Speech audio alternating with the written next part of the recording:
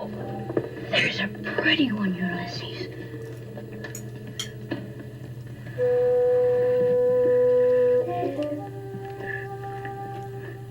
There it is. Well, hello BookTube, I'm Sean the Book Maniac. Welcome back to my channel. Here I am with another book haul. September 23rd, 2021. I hope I get caught up on editing and publishing all my book hauls by year end, but let's see how I do. The first one I have here, I got through Facebook.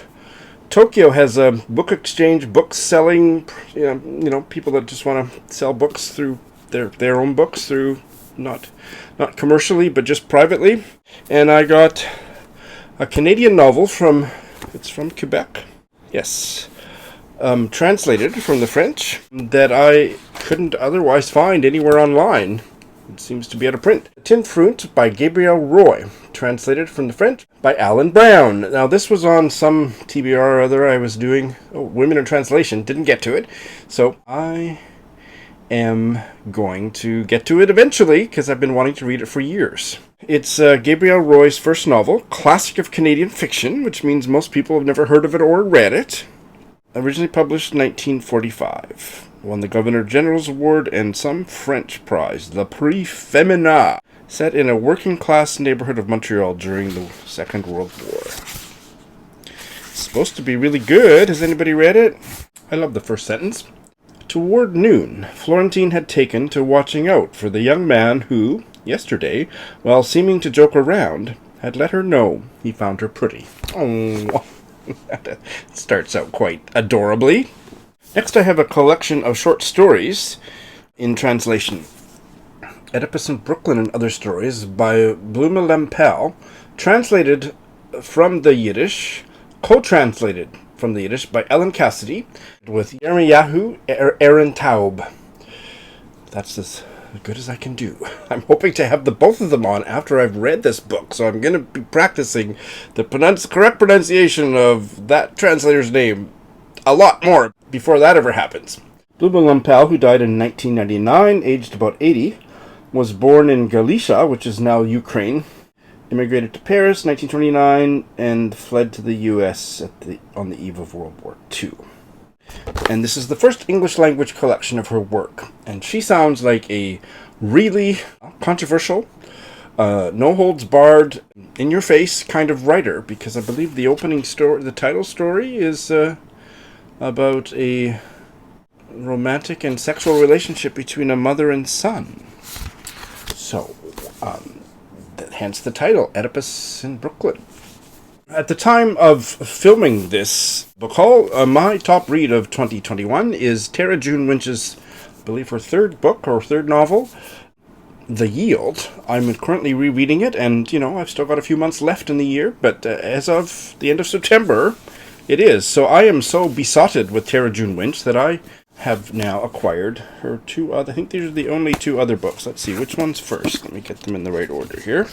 I believe this was her debut, Swallow the Air, and her short story collection, After the Carnage. Swallow the Air is 2006, I believe, if I am squinting here in the dark, in the half dark, in these low lights. I think 2006, yeah. And I can see an early kind of version of one of the many plot lines of The Yield. The protagonist's mother dies suddenly. In The Yield, she didn't die, but was incapable of taking care of the protagonist. She and her brother are taken in by her auntie. And then that protagonist May eventually sets out to find her father and her Aboriginal identity. Opening paragraph. I remember the day I found out my mother was head sick. She wore worry on her wrists as she tied the remaining piece of elastic to the base of the old ice cream container, placing her soft hands under my jaw so as to get a better look at me.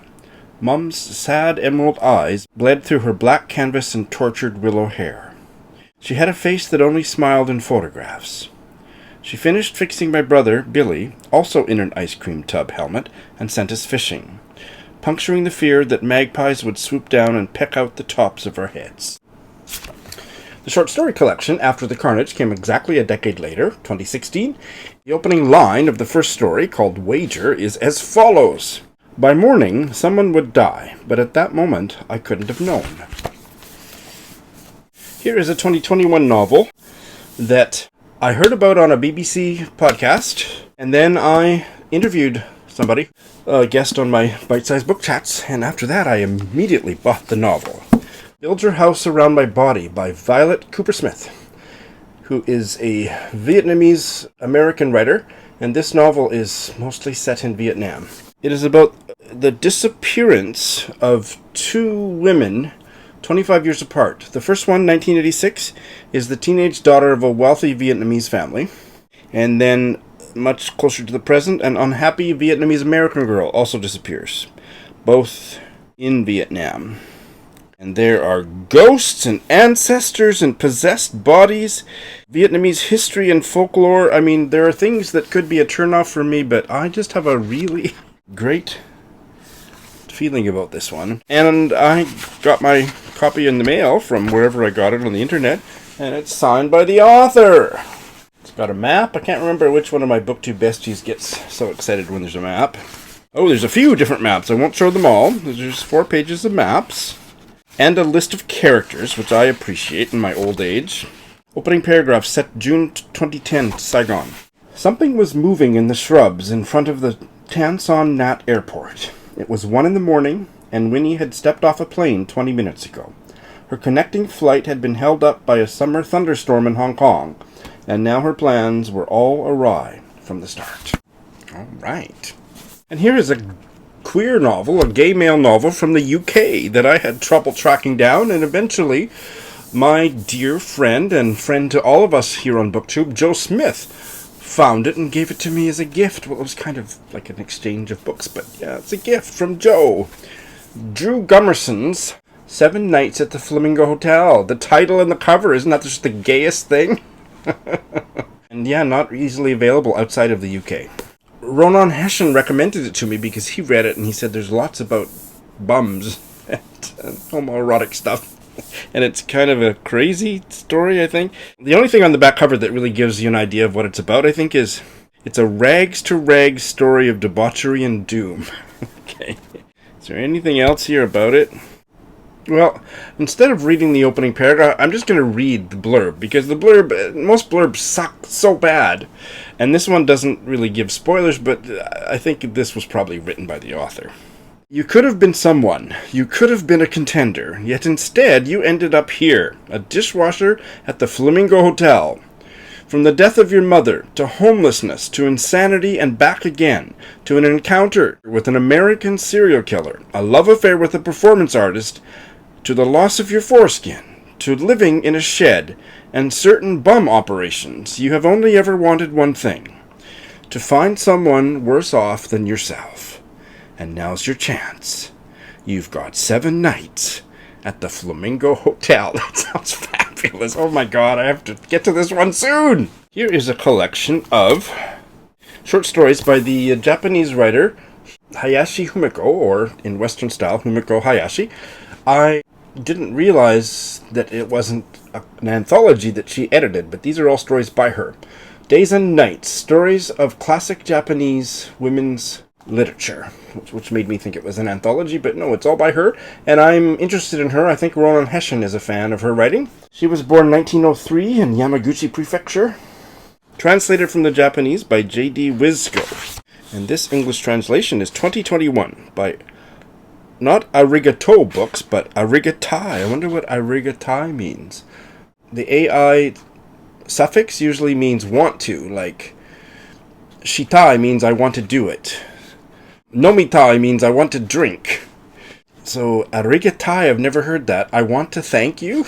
Interesting. Okay. Here is a work of Prairie Canadian and Indigenous history, just published this year or maybe last year. Almighty Voices, Resistance and Reconciliation by Bill Waiser. I could get a copy here in Tokyo. Bill Waiser is, I think, a retired history prof. I remember him when I was studying history at the University of Saskatchewan back in the 80s. He is retired and has written quite a lot of Indigenous history and Saskatchewan history. I'm very interested in the stuff he writes. I've read one so far which I didn't think was the best written, but had lots of really important, interesting information. This one is more recent. I'm hoping that maybe it will be even better. And it is about, well, Almighty Voice is the name of a member of the One Arrow Willow Cree tribe who died violently when Canada's Northwest Mounted Police shelled his hiding place, and this was in 1897. Since then, his brutal death has spawned a succession of conflicting stories. So I don't know anything about this story, this historical episode, and this is Bill Waiser's very, very recent historical treatment of it. 2020, it was published. Yes, I'm very intrigued by this one. Here is a fairly hot off the press Irish novel that I don't remember that I read very much about it. I think I just saw some reference to it on Twitter. I'm connected with a lot of the Irish literati for whatever reason. I'm certainly happy to be plugged into that milieu, and here is one called, quite adorably, or quite intriguing title, Penny Baps by Kevin Doherty. And Kevin Doherty lives in Donegal. He grew up on the Inishowen Peninsula and runs a shop there with his brother. Before that, he studied medicine in Belfast. Penny Baps is his first novel. And the story is set there, exactly where he grew up. And it's about a brother and sister. That's all I need to know. Opening paragraph. Going over the lane at Carrick, Cahir's arms are on fire. The stone trail is slippy under fallen leaves, rotting brown and orange. His shoulders and forearms burn with the weight of carting 2 bin bags. Him trying to stop them dragging on the ground. The lane is narrow like a tunnel, with the hedgerow reaching in and almost meeting overhead. The trees have dropped leaf, snaked with ivy and honeysuckle vine. In the dull of early winter, the lane is still rung with green, spliced with holly, and lined in great busting sprays of fern. Well, the writing is gorgeous. I mean, there's nothing happening in that opening paragraph, but there's a lot happening with the writing. I am quite enamored already. I think the colors of this cover are pretty fabulous. I don't think they'd be for everybody, but it sure works for me. What do you think?